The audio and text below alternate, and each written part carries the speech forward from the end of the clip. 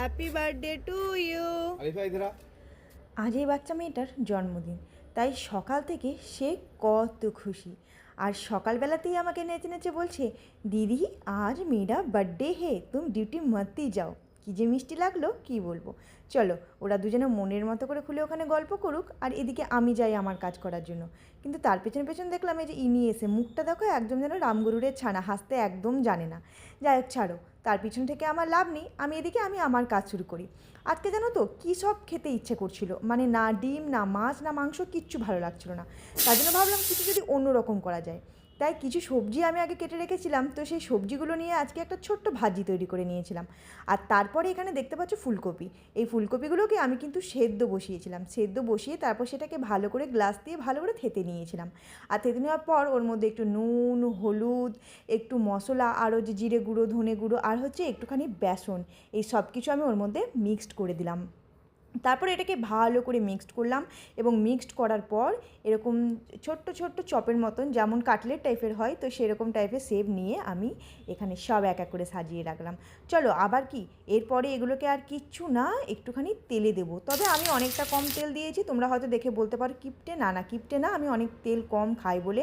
ভাজাভুজো খেতে আমার ভীষণ ইচ্ছে করে, কিন্তু অনেক তেল কম খাই বলে আমি কিন্তু এত তেল অল্প দিয়ে আমি এগুলো ভাজি, আর অনেক আঁচ কমে ভাজি। তার জন্য আমার এগুলো সুন্দর করে কিন্তু দেখো ভাজাও হয়।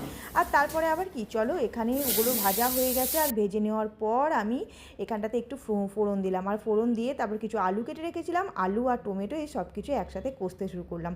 আর ওখানে একটা মশলা আমি তৈরি করে রেখেছিলাম, আশা করি তোমরা দেখেছো, জলের মধ্যে একটুখানি হলুদ গুঁড়ো, জিরে গুঁড়ো, ধনে গুঁড়ো সব কিছু মিক্সড করে রেখেছিলাম।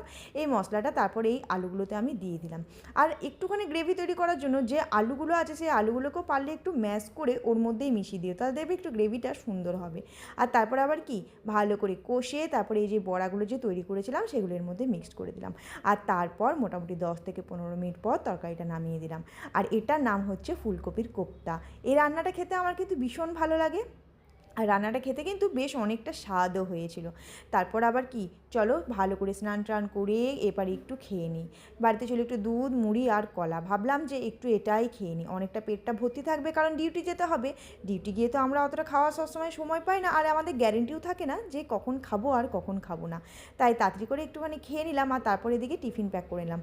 আর হ্যাঁ, এতগুলো খাবার কেন দেখছো জানো, আসলে আজকে ডবল ডিউটি আছে, তার জন্য কিন্তু এতগুলো খাবার আমি আজকে একসাথে প্যাক করছি।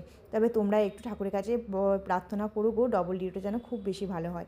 আর তারপরে এই যে ছোট্ট বাচ্চা মেয়েটা দেখো, আজকে ওর জন্মদিন বলে আমাকে তো কিছুতেই ও ছাড়তে চাইছিল না। তবে